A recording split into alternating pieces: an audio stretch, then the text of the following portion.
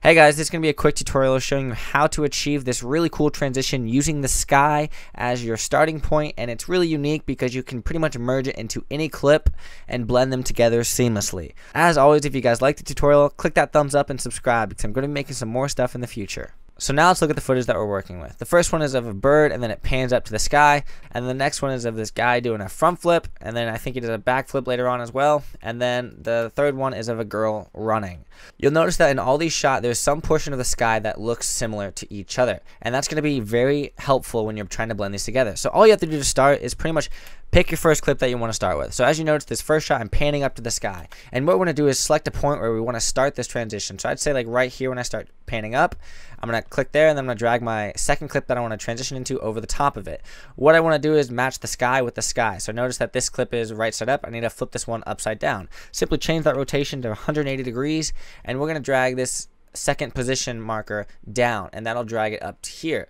So what we're going to do is drag it a little bit over, and then we're going to set a keyframe at the beginning of this position marker.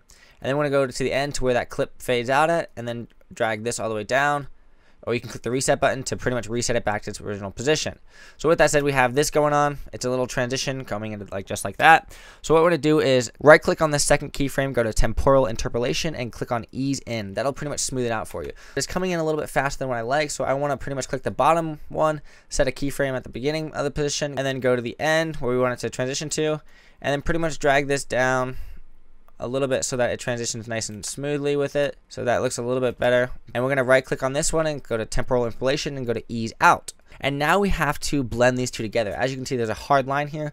All you have to do is click on the top layer that you want to blend and go to opacity, create a 4-point polygon mask. You'll notice that it creates it up here. You can scrub through here if you don't see it anymore, and then pretty much drag that to this little line here that you want. And all we have to do is drag these handles out a little bit so that we get the whole mask in view. And then what we're going to do is go to mask feather and change that to about 150 or 200. You're going to have to play around with this clip a little bit, and then you notice that it's not really doing anything, so click the inverted mask, and then you'll see that it's already starting to blend this stuff together. So now if we play back through this, you'll see that it's already blending the top portion. So now we notice that when the clip goes to the end, there's this black portion that fades out. So what we're going to do is drag that bottom clip a little bit more, come down to the opacity tab under the mask, click on mask expansion, make a keyframe there, and then drag forward a little bit. And then we want to create another keyframe, dragging this mask expansion to about -200, -300, whatever works. And then if you notice, we play through that, it'll pretty much fade out right here. And we can make that smoother by simply dragging this out further. So now that we have that blended, we're going to actually start manipulating this footage. You'll notice that if you change the rotation to any degree, you'll notice that it creates these black lines everywhere. So in order to change the rotation of it, you're also going to have to change the scale then. So what we're going to do is create a keyframe for the scale at the beginning, go to the next keyframe where our position stops, and then change the scale to about 140. So we have more space to work with. And always right click on this and go to ease in. So what we're going to do now is go to the rotation, click on 180, and then we're going to go to the scale portion, and I'm going to change this to about 190 to see what that looks like. So if I play back through this, it'll be something like this where it starts to transition in. We're at 90, and I'm looking like that. And then right here is when I want the other clip to come into. So we're going to do the same process of we're upside down and we're right side up. So what we need to do is simply drag this down, click this spot, and I'm going to change the rotation right away.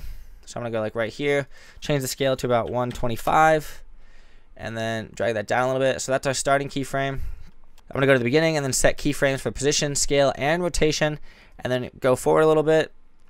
And then I'm going to reset the scale, reset the position, and reset the rotation. So with that said, it should look something like this. It comes in. And as that's coming in, I'm also going to change the other one, the underlying layer, so that it goes away. Now that I got that top one coming in, I need to manipulate this bottom one. So what I'm going to do is pretty much drag it out here, set a keyframe to start manipulating, drag this one up a little bit. And now you notice we still got that line right here. So all I have to do is click on that clip that we're transitioning into, click on the opacity tab, create this 4-point polygon mask, and then simply drag that to our line area that we were working with. Drag all these edges out, and as always, set that mask feather to about 150, and then invert the mask. So you see that we have it starting to blend, so it looks like something like this. So then that mask is coming in, and it's also changing. And then you notice like right here we have this little edge going on, so simply we have to go on that underlying layer, and then we're going to have to change this down a little bit so it doesn't go as fast. It's going to be a lot of playing on your guys' end, but once you get it, I promise it'll look really cool. Whenever this is coming up to like right here, because it's already at the position, I'm going to go to the mask expansion again, click on that, keyframe it out a little bit. Then I'm going to go to a little bit over -200, so then it blends together. So if we look at this now, this transition is coming in, and then it starts to blend out just like that. So if we watch through this whole thing, you guys can see that I start to go up from the bottom of the sky, the transition from the top comes in, and then this guy's flipping, it's rotating a little bit because I zoomed in, and then this one's coming in from out of nowhere back into here. So you guys can play around with this transition. It's really complex, but all you have to do is pretty much manipulate the position, the scale, the rotation, add a mask, and then play around with the mask expansion to make sure that it blends seamlessly, and then from there you can create anything. Let me know if you guys have any questions in the comment section below. I will try to answer all of them whenever I can.